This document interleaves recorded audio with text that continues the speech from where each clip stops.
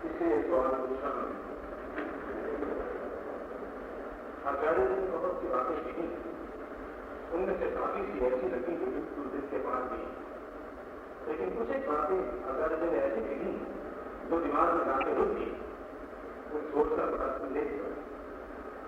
पहली बात जो आचार्य ने कही और बहुत देर तक इस बात के में जोर दिया, तो ये था कि कोएफिशिएंट जो है वो होनी चाहिए, क्योंकि हम स्त्री और पुरुष को दूर रखते हैं। उसका मतलब ये तो पहले शादी होती तो आपस में टकराव होता है, इससे परिचित नहीं होते। इन बात से मैं कम से कम या कुछ और लोग भी होंगे जो सहमत नहीं है। हिंदुस्तान में हम स्त्री को असमान नहीं मानते हैं, हम स्त्री को आदर का मानते हैं। हो सकता है आचार्य कहने के लिए आदर नहीं, ये तो हीनता का एहसास कराते हैं, उनको कहते हैं कि आप हीन हो, इससे आप आगे हैं। खैर, ये अपना अपना लाभियत है, अपना अपना एंगल है, दृष्टिकोण है, इस बात के बारे में कोई बात नहीं हो सकता। लेकिन मैं आचार्य से एक बहुत नम्रता के साथ सवाल पूछना चाहता हूँ कि अमेरिका में जहाँ कोई एजुकेशन है, जहाँ बचपन से सोसाइटी में आदमी और औरत में कोई किसी किस्म का फर्क नहीं होता है, जहाँ तो आपस में बिल्कुल खुल के आपस में मिलते हैं, खेलते हैं, जब का क्या वहां पर उनका जो दैनिक जीवन जो बहुत सुख नहीं है, क्या वहां पर जो लोग हैं वो आपस में एक दूसरे के साथ चीज प्रेम विश्वास करते हैं, क्या वहां के बच्चे जो हैं वो अपने माँ बाप के जीवन के जो आचार है, जीवन का जो दृश्य है, उसके साथ प्रभाव होता है। हम लोग जहाँ तक जानते हैं, हमारा जो नॉलेज बहुत पढ़ा लिखा किताबों से है कि वहां पर जो जीवन है वो सही नहीं है। वहां के बच्चे ब्रोकन होम की वजह से बिल्कुल विलीन हो चुके हैं और हिंदुस्तान में उसकी बजाय बहुत फर्क है।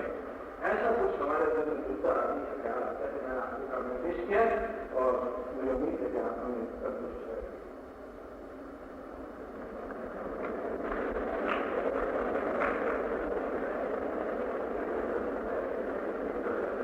दो तीन बातें उठाई, वो सब उपयोगी हैं और समझने जैसी हैं। पहली बात तो ये कि हम इस भ्रम में सदा से रहे हैं कि हम स्त्री का आदर करते हैं। असल में आदर की बात बहुत धोखे की और डिसेप्शन की बात है, क्योंकि जिस स्त्री को हम आदर करते हैं उसे हमने हजारों साल तक शिक्षा क्यों नहीं दी। जिस स्त्री को हम आदर करते हैं उस स्त्री को हमने मोक्ष जाने का अधिकार नहीं दिया है। जिस स्त्री को हम आदर करते हैं उस स्त्री को हमने ऊंचा उठाने के लिए 5000 सालों में क्या किया है। अगर आदर हार्दिक है तो उसके परिणाम दिखाई पड़ते हैं, लेकिन उसके कोई परिणाम दिखाई नहीं पड़ते। हाँ, आदर सीता जैसी स्त्रियों के लिए है। वो आदर इसलिए है कि उस आदर के माध्यम से हम स्त्री को पुरुष का गुलाम बनाने में समर्थ हो सके। आदर बहुत तरकीब की बात है। अभी मैं पटना में था तो पुरी के जगत गुरु शंकराचार्य स्त्रियों की एक सभा में बोल रहे थे। मैं भी उस सभा में था। तो वो उन स्त्रियों को समझा रहे थे कि हम तो तुम्हें सदा से देवी मानते, इसीलिए हमने तुम्हें शिक्षा नहीं दी, क्योंकि देवियों के लिए शिक्षा की क्या जरूरत, वो तो ज्ञान लेके पैदा ही होती। उन्होंने एक अत्यंत मूढ़ता की बात कही और उन्होंने ये कहा कि हम तो हिंदू जाति इसलिए स्त्रियों को शिक्षा नहीं देती कि हम तो मानते हैं कि स्त्री तो सदा से ज्ञानवान है ही, इसलिए हमने शिक्षा नहीं दी।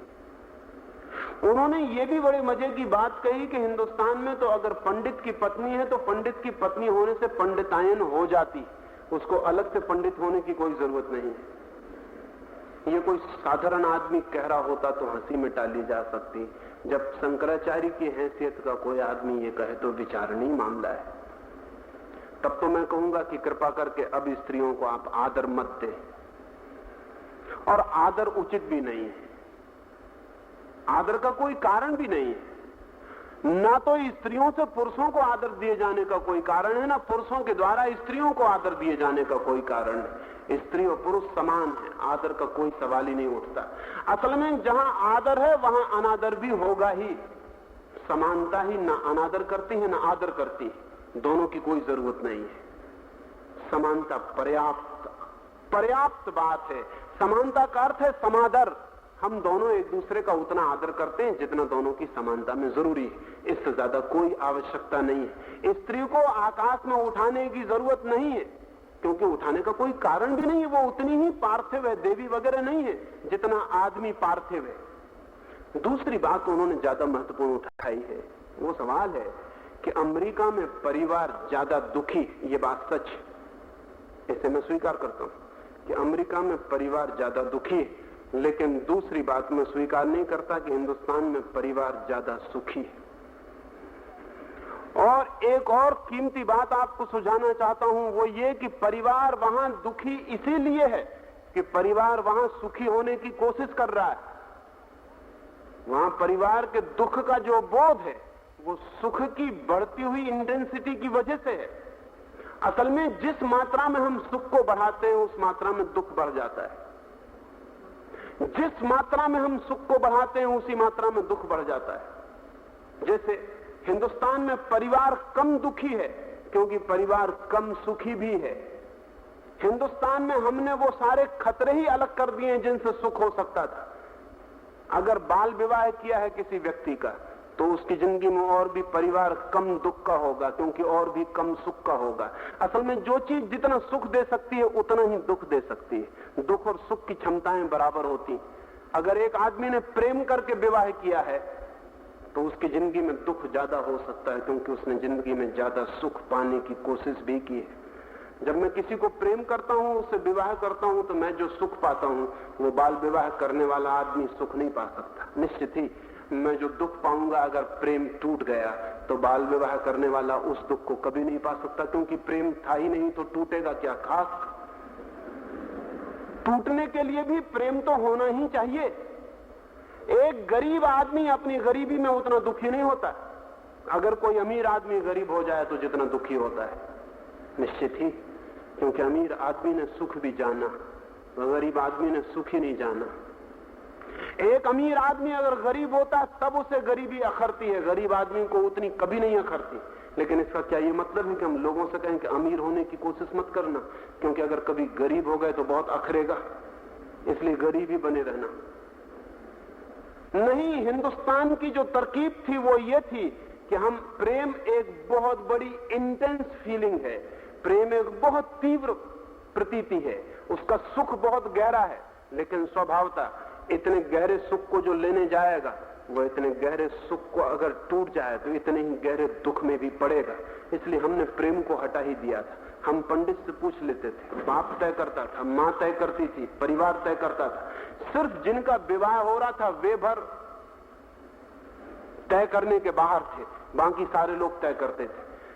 एक 6 साल, 8 साल, 10 साल के लड़के का 8 साल, 6 साल की लड़की से विवाह हो रहा है। ये दोनों पार्टी नहीं थे विवाह में, पार्टी दूसरी थी जो विवाह कर रही है। इनकी जिंदगी में कभी दुख ज्यादा नहीं आएगा, क्योंकि इनकी जिंदगी में सुख कभी ज्यादा नहीं आएगा। सुकरात से किसी ने मरने के पहले एक सवाल पूछा था कि तुम अगर संतुष्ट सुअर हो सको तो तुम संतुष्ट सुअर होना पसंद करोगे कि असंतुष्ट सुकरात होना पसंद करोगे? सुकरात ने कहा कि मैं असंतुष्ट सुकरात होना पसंद करूंगा, क्योंकि संतुष्ट सुअर को यह भी पता नहीं चलेगा कि वो संतुष्ट है।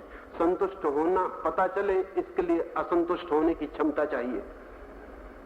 तो मैं मानता हूं कि अमेरिका में ज्यादा दुख पैदा हुआ है क्योंकि अमेरिका ने ज्यादा सुख चाहा है, और अमेरिका ज्यादा सुख की खोज कर रहा है, इसलिए ज्यादा दुखी भी होगा। आप ज्यादा दुखी नहीं है क्योंकि आप ज्यादा सुख की खोज नहीं कर रहे, लेकिन आपकी हालत में बहुत बेहतर नहीं मानता।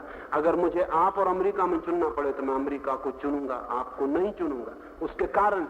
उसके कारण यह है कि अमेरिका जो खोज कर रहा है वो अभी 20, 25, 30 साल की खोज है।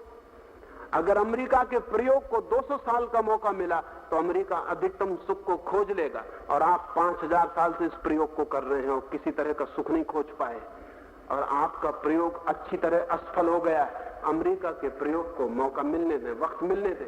और अमेरिका के दुख की जो बातें हिंदुस्तान में की जाती हैं वो वे लोग करते हैं जो हिंदुस्तान की व्यवस्था को कायम रखना चाहते हैं। वो बताते हैं कि देखो वहां कितना दुख है। निश्चित ही वहां दुख होगा, वहां दुख होना निश्चित है। उस दुख का कारण कि उन्होंने सुख को मांगा है। जो भी सुख को मांगेगा वो दुख को भी बुला रहा है। अगर मैं पहाड़ पर चढ़ना चाहूंगा तो मैं खाई में गिरने का खतरा मोल लेता हूं। अगर खाई में ना गिरना हो तो सीधी जमीन पे चलना उचित है। सीधी जमीन पे चलने वाला कह सकता है कि देखो वो जो एवरेस्ट पे चढ़ रहा था मर गया, खाई में गिर गया, हम कभी नहीं गिरते। आप कभी नहीं गिरते ये सच है, लेकिन आप कभी उठते भी नहीं ये भी सच है। और आप गिरते इसीलिए नहीं कि आप कभी चढ़ते ही नहीं। पर मैं मानता हूं कि जोखिम रिस्क लेनी ही चाहिए। और ये भी मैं जानता हूं कि अमेरिका में परिवार सुस्थिर नहीं रह गया है, नहीं रह जाएगा। अगर परिवार को सुस्थिर रखना है तो प्रेम से बचाना जरूरी है। अगर परिवार को स्थिर रखना है तो प्रेम को काट के परिवार बनाना जरूरी है। तब परिवार एक डेड इंस्टीट्यूशन है जो मरेगी नहीं, क्योंकि वो पहले से मरी हुई है। मुर्दे कभी नहीं मरते, इसलिए हो सकता है कब्रों में गड़े मुर्दे ये सोचते हो कि हम बड़े मजे में, क्योंकि हम कभी नहीं मरते। बस्ती में जो लोग हैं वो बड़े दुख में, क्योंकि उन्हें मरना पड़ता है। असल में जो व्यवस्था मरी हुई होती है वो कभी नहीं मरती। अमेरिका ने खतरा लिया है और मैं चाहता हूं कि हिंदुस्तान के बेटे और बेटियां भी वो खतरा लें। क्यों मैं चाहता हूं? क्योंकि उस खतरे के लेने के साथ तकलीफ तो आएगी, जोखिम तो आएगी, लेकिन सुख की संभावना भी आएगी। और जब सुख और दुख की संभावना पूरी तरह आएगी तो हमारे हाथ में है कि हम क्या चुनते हैं। अगर हमें दुख चुनना है तो हम दुख चुन सकते हैं, अगर सुख चुनना है तो हम सुख चुन सकते हैं। इस मुल्क ने ऐसा इंतजाम किया है कि चुनाव आपके हाथ में ही नहीं है। एक बड़े मजेदार बात है, मां को हम बदल नहीं सकते कभी। मेरी मां जो है वो है, क्योंकि मैं पैदा हो गया। अब मां अपरिवर्तनीय है। पिता को मैं नहीं बदल सकता, वो मेरे पिता हैं और होंगे। मैं अपने भाई को नहीं बदल सकता, बहन को नहीं बदल सकता। ये सब गिवन फैक्टर्स हैं, इनको मैं पाता हूं, ये मेरे निर्णय नहीं है। सिर्फ एक निर्णय है मेरी जिंदगी में कि मैं एक पत्नी को चुन सकता हूं, और तो कोई निर्णय नहीं। बाकी सब संबंध तय है। हिंदुस्तान की तरकीब ऐसी थी कि पत्नी को भी गिवन बना दिया था, उसको भी चुनने का उपाय नहीं था। आदमी जब होश में आता तब भी उसे पत्नी पाता कि है ही मौजूद। जब वो प्रेम करने योग्य होता तब उसे पता चलता कि पत्नी मौजूद है, पति मौजूद है। ये भी गिवन फैक्टर्स थे। लेकिन ध्यान रहे, जिंदगी जितना चुनाव करती है उतनी मुक्त होती है। मैं मानता हूं कि ये व्यक्ति का एक अधिकार, बहुत बड़ा अधिकार भारत के परिवार ने छीन रखा था। ये व्यक्ति को मिलना चाहिए। निश्चित ही जहां अधिकार मिलता है वहां भूल होती, जहां अधिकार होता है वहां भूल की संभावना है। कैदी कोई भूल नहीं करते क्योंकि हाथ में जंजीरें होती हैं। भूल तो स्वतंत्र लोग करते हैं जहां हाथ में जंजीरें नहीं होती। लेकिन फिर भी मैं राजी नहीं हूं कि कैदी होना बेहतर है, क्योंकि वहां कोई भूल नहीं होती। मैं राजी हूं कि सड़क तो होना बेहतर है जहां भूल हो सकती, लेकिन वो भूल हम करें ये जरूरी नहीं है। अमेरिका में जो भूल हो रही वो हम करें ये जरूरी नहीं है, और अमेरिका के बच्चे भी बहुत ज्यादा दिन तक करेंगे ये जरूरी नहीं है। और अमेरिका के बच्चे जो भूल कर रहे हैं उसके लिए अमेरिका के बच्चे जिम्मेवार नहीं है, अमेरिका की मरी हुई हजारों पीढ़ियां जिम्मेवार। उसका कारण, अगर हम किन्हीं बच्चों को भूखा रखें सैकड़ों वर्ष तक और फिर एकदम से खाने की स्वतंत्रता मिल जाए, तो लोग अगर ज्यादा खा जाएं तो इसको खाने की स्वतंत्रता की जिम्मेदारी नहीं कहा जा सकता। ये हजारों साल की भूख का परिणाम। अमेरिका में हजारों साल तक जिस क्रिश्चियनिटी का प्रभाव था, सैकड़ों वर्षों से यूरोप में जो क्रिश्चियनिटी प्रभावी है, उसने लोगों को सेक्सुअली स्टार्व किया है, उसने लोगों के सेक्स को दमन करवाया है। अब एकदम से स्वतंत्रता मिली है तो लोग दूसरी अति पर चले गए, लेकिन ज्यादा दिन तक इस अति पर नहीं रहेंगे, वो वापस लौट आएंगे। हम भी उसी हालत में हैं। हमें भी बहुत डर लगता है कि अगर हमने प्रेम के लिए स्वतंत्रता दी तो परिवार कहीं टूट ना जाए। लेकिन मैं ये कहता हूं कि अगर प्रेम के बिना परिवार बचता हो तो भी बचाने योग्य नहीं है, क्योंकि किस लिए बचा रहे हैं उसे। और अगर प्रेम के साथ परिवार टूटता भी हो तो भी ये जोखिम उठाने जैसी है। लेकिन मैं नहीं मानता कि प्रेम के साथ परिवार टूट ही जाएगा। 150 वर्षों के संक्रमण में, ट्रांसमिशन में परिवार उखड़ सकता है, लेकिन परिवार वापस लौट आएगा।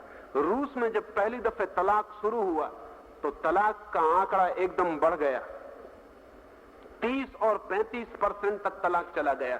रूस के नेता बहुत घबराए और उन्होंने कहा कि अगर ऐसा होगा तब तो 100% तलाक हो जाएंगे। लेकिन उन्होंने हिम्मत जारी रखी, तलाक का आंकड़ा नीचे गिर गया। आज रूस में केवल 5% तलाक रह गया, और रूस के विचारकों का ख्याल है कि आने वाली सदी में यह तलाक और कम हो जाएगा।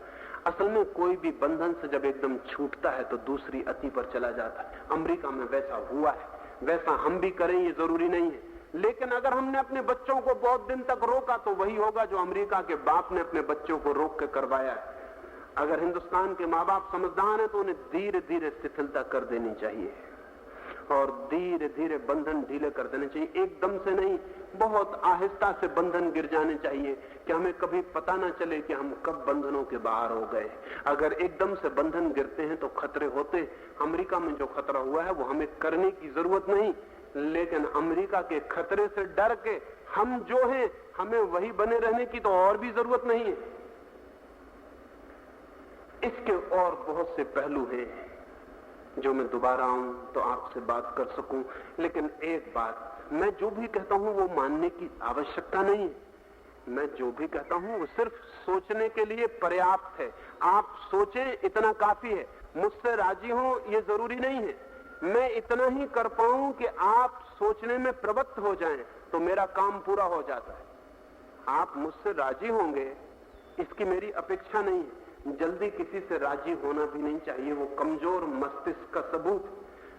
सोचना चाहिए, लड़ना चाहिए, झगड़ना चाहिए, अपने मन में पूरी तरह लड़ें झगड़ें मुझसे। मैं तो आपके प्रिंसिपल को कहूं कि दोबारा जब आऊं तो जितना मैं बोलूं उससे ज्यादा वक्त पीछे मुझसे प्रश्न करने के लिए छोड़ दें। लेकिन मैं एक दुखद सूचना आपको दूं कि सवाल एक पुरुष ने ही पूछा, स्त्रियों ने नहीं पूछा। जरा दुखद बात है। अगली बार जब आऊं तो आपको सवाल पूछने चाहिए, क्योंकि पुरुष ही हमेशा सवाल और जवाब कर लेंगे आपस में, तो आप कब निर्णायक बनेंगी? सवाल आपसे पूछा जाना चाहिए था। आपकी भी फिक्र एक पुरुष को ही करनी पड़ी कि कहीं परिवार न टूट जाए। परिवार स्त्री का प्राण है, कहीं बच्चे न बिगड़ जाएं। बच्चों की चिंता मां का हृदय है, लेकिन वो भी एक पुरुष को पूछना पड़ता है, वो भी स्त्रियां नहीं पूछती तो दुख होता है। दोबारा जब आऊं तब मैं आशा रखूंगा कि आप बहुत से सवाल तैयार रखेंगी और अच्छी तरह लड़ें, क्योंकि मैं कोई गुरु नहीं हूं जो कि मनवाने को उत्सुक है। मैं तो सिर्फ इसमें उत्सुक हूं कि सारा मुल्क पूछने लगे। अगर पूरा मुल्क पूछने लगे तो जो सत्य है हम उसके करीब रोज रोज पहुंच सकते हैं।